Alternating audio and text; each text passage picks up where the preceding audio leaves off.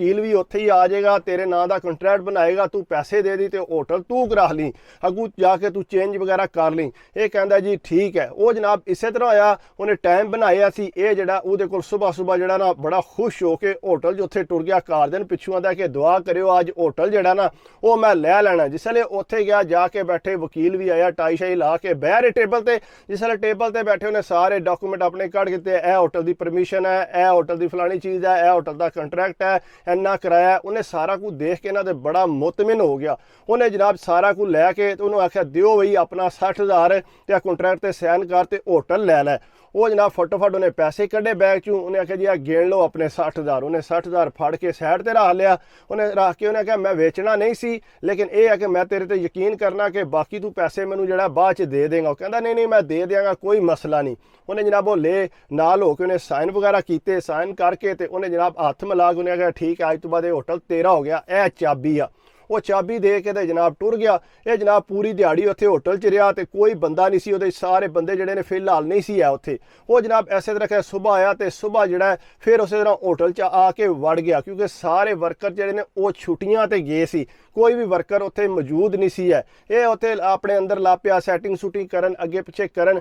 4 को दिन गुजरे तो जनाब जिसले वो होटल ते जिहड़ा वर्कर ने वो आमना शुरू होए, जिहड़ा मैनेजर सी होटल दा वो आया तो ये अगे अंदर बैठे आ। वो परेशान हो गया, ताकि उन्हें आख्या तू कौन है, किस तरह होटल के अंदर आ गए? नहीं जी मैं होटल वाला लै लिया तो ये जड़ा हुण तुसीं मेरे वर्कर हो।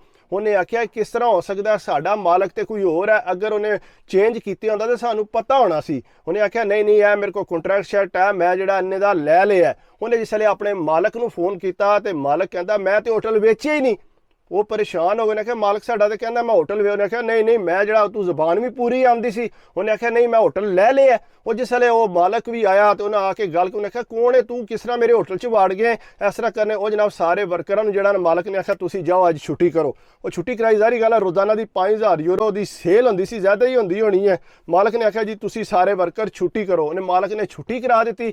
अगू आपो तो उन्होंने दस के मसले। उन्हें आख्या इस तरह जड़ा मैं इन्ने ते होटल लै लिया, तेरा नहीं फलाने बंदे ने मैनूं दिता। उन्हें आख्या गल सुन ये होटल मेरा है, ये जड़ा ना तू इस तरह नहीं रख सकता। उन्हें आख्या नहीं ये होटल मेरा है। वो जनाब अगो उत्थे मसला बन गया, पुलिस आ गई। जिसले उन्हें पुलिस बुलाई, मालक ने गल की कि ये होटल मेरा है तो ये इत्थे आ गया। उन्हें पुलिस ने उन्होंने जिसले पूछया, पूछ के जनाब उन्हें सारा कोई पेपर शेपर तके। उन्हें आख्या गल सुनो पेपर तो ये कोल भी है ने, तो इस तरह नहीं हो सकता, तुहाडा जिहड़ा अदालत केस जाएगा। तो फिर उन्हें मालक ने आख्या, जिहड़ा ओरिजिनल मालक आया उन्हें आख्या गल सुन तेनों बड़ा मसला बन जाना, तेरा बहुत नुकसान हो जाना, इस वास्ते तू हुण ही बाहर टुर जा। जे केस होया तो बाकी सारा खर्चा भी तेरे ते पै जाना। जिहड़ा होटल मेरा बंद होया, उन्हें आख्या है ही है लेकिन ये होटल मेरा है। वो जनाब इस तरह रौला बन गया, चुप करके घर आ गया। अगू पुलिस ने ताला ला दिया। उन्हें आख्या जिन्होंने इजाजत लभी वो आके खोल लवे। वो जनाब जिसले घर टुर गया जाके बड़ी परेशानी बनी। मुड़िया ने आख्या कि बनी? उन्हें आख्या इस तरह यार मालक कोई होर आ गया तो वह कहता कि होटल मेरा है। जिसले अदालत की तारीख पई तो उत्थे पेश होया, अदालत ने सारे डॉक्यूमेंट दिते। उन्हें आख्या जी ये सारे तेरे डॉक्यूमेंट जिहड़े ने वो तो फेक ने, तो यह जिहड़ा असल मालक तो ऐब है, तेनों तो इन्हें वेचिया ही नहीं। उन्हें आख्या नहीं नहीं इस तरह बंदा वेच के गया। उन्हें आख्या तेरे को सबूत कोई पैसे ट्रांसफर किए नहीं, इन्हें कैश दी सी, सबूत ये कित्थों होना सी? परेशान हो गए। उन्हें आख्या मेरे को तो कोई सबूत नहीं है, सारा कंट्रैक्ट वगैरह। वो मालक अगू जो छुट्टियां तो गया सी, उन्हें अपनी टिकट वगैरह दसी। उन्हें आख्या मैं तो इत्थे मौजूद ही नहीं है, इन्हूं किन्ने होटल वेच दिता है? वो जनाब जिसले उन्होंने आख्या अदालत ने कि तेरा होटल नहीं है, ये होटल इहदा है। अगू मालक ने आख्या नहीं मेरा इतना नुकसान होया, ये भी इसे बंदे को भरो। वो जनाब अगे 60,000 उन्हें दिते, 60,000 होर अदालत ने इन्हूं जुर्माना कर दिता। जुर्माने जिसले 1,20,000 इनू जुर्माना आया। वो जनाब इनू तो अटैक होने वाला हो गया। अदालत नूं सॉरी ते माजरत करन लग पिया। उन्हें आख्या जी ना कोई माजरत नहीं, तू गलती की है, तू पहला पूरी तफसील समझनी सी या कोई अच्छे किसी दफ्तर जाना सी, फिर तू ये होटल लेना सी। लेकिन है तू हुणे घर बैठे हैं, हुण तेनों जुर्माना होगा। मालक कोल फिर होटल टुर गया।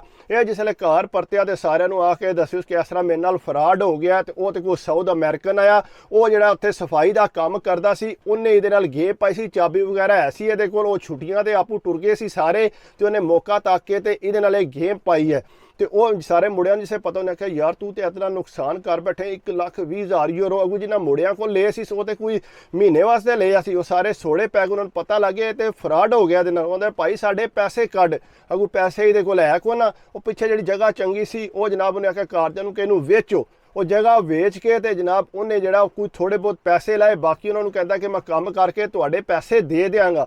ਉਹ ਇਸ ਤਰ੍ਹਾਂ ਕਰਕੇ ਥੋੜੇ ਥੋੜੇ ਦਿੰਦਾ ਰਿਹਾ, ਲੇਕਿਨ ਇਤਨੀ ਜਲਦੀ ਇੰਨਾ ਪੈਸਾ ਲੈਂਦਾ ਤਾਂ ਨਹੀਂ। ਜਿਸਲੇ ਆਪਣੀ ਬਾਰ ਕੋਲੋਂ ਲੰਘਦਾ ਤੇ ਅੰਦਰ ਸੜਨ ਲੱਗ ਪੈਂਦਾ ਉਹਦਾ ਕਿ ਚੰਗੇ ਭਲੇ ਮੈਂ ਪੈਸੇ ਕਮਾਉਂਦਾ ਸਾਂ ਇੱਥੇ ਤੇ ਮੈਂ ਕਿਹੜੇ ਚੱਕਰਾਂ 'ਚ ਪੈ ਗਿਆ ਸੀ ਤੇ ਇੰਨਾ ਫਰਾਡ ਕਰ ਬੈਠਾ। ਉਸ ਬਾਰ ਤੇ ਜਾ ਕੇ ਉਹਦੇ ਕੋਲ ਬੈਠਾ ਰਹਿੰਦਾ, ਉਹਦੇ ਨਾਲ ਗੱਪਾਂ ਲਾ, ਕਹਿੰਦਾ ਯਾਰ ਬੜੀ ਪਿਆਰੀ ਸੀ ਮੈਨੂੰ ਇਹ ਬਾਰ, ਬੜੀ ਚਲਦੀ ਸੀ, ਬੜੇ ਮੇਰੇ ਗਾਹਕ ਬਣੇ ਸੀ, ਲੇਕਿਨ ਮੈਂ ਆਪਣੇ ਪੈਰਾਂ ਤੇ ਆਪੂ ਕੁਹਾੜੀ ਮਾਰ ਲਈ। ਕਈ ਵਾਰੀ ਬੰਦਾ ਲਾਲਚ ਕਰਦਾ, ਲੇਕਿਨ ਲਾਲਚ ਜਿਹੜੀ ਹੈ ਨਾ ਉਹ ਤੁਹਾਨੂੰ ਕਿਸੇ ਪਾਸੇ ਜੋਗਾ ਨਹੀਂ ਛੱਡਦੀ। ਇਸ ਵਾਸਤੇ ਕੋਸ਼ਿਸ਼ ਕਰਨੀ ਜੇ ਛੋਟੇ ਮੋਟੇ ਕਾਰੋਬਾਰ 'ਚ ਅਗਰ ਤੁਹਾਡਾ ਸੈਟਿੰਗ ਹੈ ਤੇ ਉਹ ਹੀ ਰੱਖੋ, ਐਡਾ ਵੱਡਾ ਜੁਗਾੜ ਲਾਉਣ ਦੀ ਜ਼ਰੂਰਤ ਨਹੀਂ। ਬਾਕੀ ਅਗਰ ਇਹ ਕਿ ਮੇਰੀ ਤੁਹਾਨੂੰ ਵੀਡੀਓ ਅੱਛੀ ਲੱਗੇ ਤੇ ਪਲੀਜ਼ ਯਾਰ ਲਾਈਕ ਕਰਿਆ ਕਰੋ, ਕਮੈਂਟਸ ਕਰਿਆ ਕਰੋ, ਸਬਸਕ੍ਰਾਈਬ ਕਰ ਦਿਓ ਤੇ ਦਿਲ ਖੁਸ਼ ਹੁੰਦਾ। ਬਾਕੀ ਦੁਆਵਾਂ 'ਚ ਯਾਦ ਰੱਖਿਆ ਕਰੋ, ਆਪਣੀ ਸਿਹਤ ਦਾ ਖਿਆਲ ਰੱਖਿਆ ਕਰੋ। ਅੱਲਾ ਹਾਫਿਜ਼।